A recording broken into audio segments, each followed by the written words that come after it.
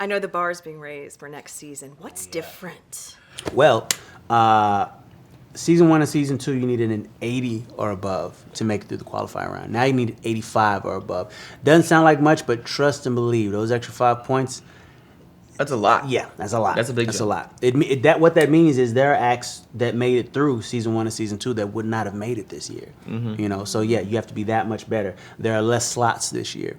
You know, less room for contestants, which again, you just got to be that much better than the other guy. We have a new host. Right. Yes. He's great. He's awesome. Yeah. He Scott fit Evans. right in. Great Yeah. energy. You know, yeah, he's amazing. Yeah, he's amazing a good guy. addition. You know, Jenna left very big shoes to fill, and he came in by the grace of God and filled them right on up. Yeah, Can he and dance? good guy. I mean, he's hosting. He can. Well, I know I saw some little '90s video He clip. plays it down, but he comes on doing like a little thing. I'm like, okay, man, I see you. I Yeah, see you. it's in him. It's definitely in him. Yeah. Have either of you been scarred by a really tough review, and that affects how you talk to the contestants on World of Dance? Nope. No. Because you're just that good. Who's going to give a bad Well, no, review?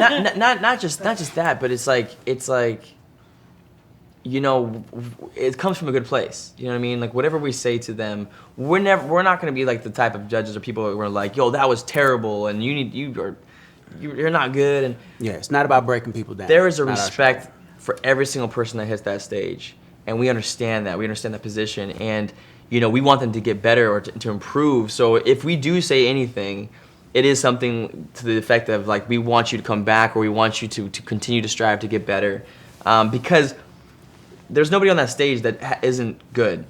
They're all good. That's true. But it's like who are great, Yeah. who are gonna transcend, you know, things and do things that we haven't seen before. So, so it all comes from a good place. So here's what happened first season, because can honestly say, as far as you know, just judging in these shows, I'm probably the most green of the three of us, right? You have Dancing with the Stars. J-Lo has American Idol. This was new to me. So first season happens. I think the show was the Jabberwockies, when the Jabberwockies went home. Oh my God, they tore us to shreds on Twitter. My Twitter feed was just full of people. You guys, I'm never watching this show again. How dare you send them home? Da, da, da, da, da. And I actually got a little worried, like, oh man, are people really not going to watch the show? And it took these guys to tell me, when people get that emotional, it means they're invested. Yeah. So it's a good thing. So don't worry about it. It's a good thing that people are, you know, like J-Lo was telling me, I think she got death threats at some point, but behind American Idol.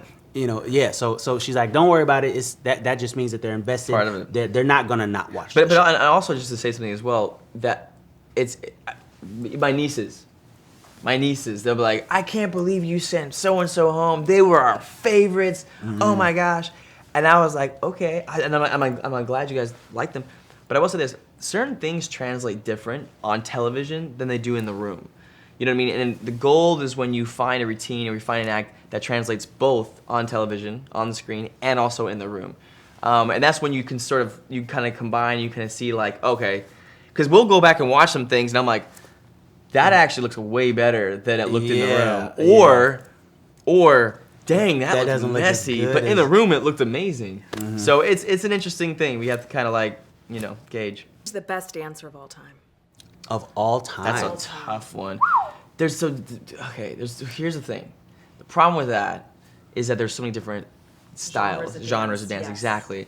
So you look at the Parishnikovs, right, and like ballet or something, or like Gregory Hines and tap, or Fred Astaire, Gene Kelly, you know, but Michael Jackson. But then Michael, yeah. Yes, it's But hard. It's hard to Michael say. There's not one. There's but not Michael one. Jackson was inspired by Fred Astaire. You know what I mean? Like Smooth Criminal was like straight out of a Bandwagon. Yeah. Bandwagon. Yeah. You know, Yeah. so it's like they're always like building. But I will say this, and honestly, some of these dancers now today, they're hybrids. They can do it all. They're tappers. They're contemporary dancers. They're hip hop.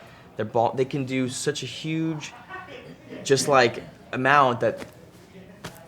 Some of the best dancers that ever lived are probably we have yet to see. Yeah. The thing about the difficulty of that question is that dance is forever evolving. It never stops changing. Yeah. It never stops growing. So for you to say, "Oh, that guy's the best," well, but then right after you say that, there's 5 guys that can do everything he can do plus. So it's like, okay, maybe he's not the best. You can't say that there's one greatest dancer of all time. Not only are you a singer and a dancer, but you've written a lot of music for Beyonce, Rihanna. You started writing for Michael Jackson. Yeah. Is that hard to give some of that music away? Did you ever want to hold on to it for yourself?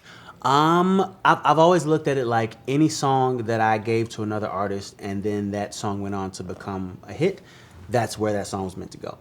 No matter how much I liked it, no matter how much I wanted to just slide it in my back pocket, nobody saw me write it, it doesn't exist. No. I try not to do that. It'd be very easy to do that, but I try to be fair. It's like if I go in the studio specifically for this person, then I have to at the very least give them first right of refusal. It's like, you like it, you don't like it, cool. Right, I want to keep it anyway. But that's how you got to look at it. And which is harder, ballroom or hip hop? Ooh. Well, different. But different muscles. And I'll say this too. I was auditioning some people for my tour, which I'm actually going to be taking some people from World of Dance. I saw them dance. I'm like, oh my gosh, I want them to be part of my show, which is kind of exciting. But again, different, just so different. But I will say that there is.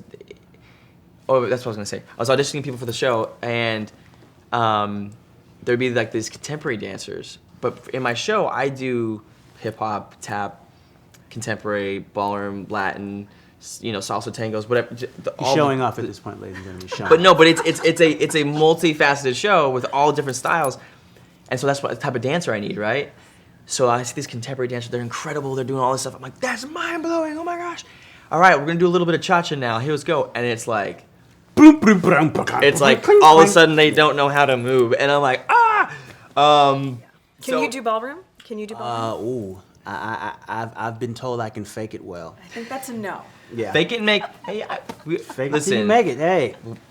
Yeah, no. I would never do ballroom in front of this guy. That would never happen. Well, we're hoping there's going to be another judge dance off. That'd be good. There's some fun. And see, I will say this. The final of World of Dance, definitely the best final. Yeah, without a doubt. Yeah, Finale special. Out of a doubt. Now we're hooked. Whole season special, but finale definitely. Yeah. Thank you guys. Thank you.